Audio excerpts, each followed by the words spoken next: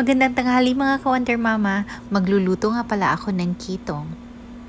Tong tong tong pakitong kitong alimango sa dagat.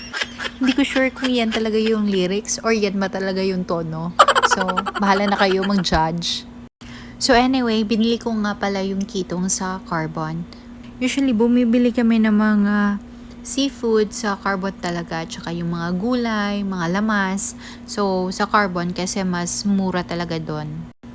So anyway, magluluto ako ng tinuwang kitong. So I'm not sure kung ano sa Tagalog ang tinuwa, but so ganito na lang, sabaw, ay isda na sabaw.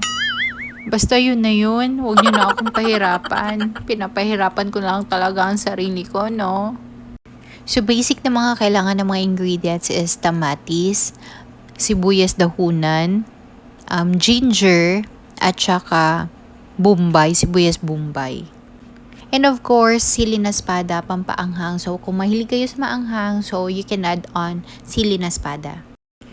So, magpapakulo lang talaga ng tubig. Tapos, pag kumulo na yung tubig, tsaka ilagay mo lahat ng mga ingredients or yung mga lamas. So, pag kumulo na yung lamas, tsaka mo ilalagay yung isda. Tapos, papakuluan lang natin ng 10 minutes yung isda. And then, add on some salt or pampalasa. And then, ready to serve na. And then, nag-prepare nga din pala ako ng boiled okra at tsaka itlog na maalat.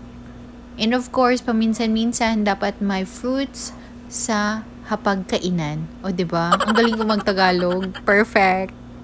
So, tara. Kain na tayo mga ka-Wonder Mama.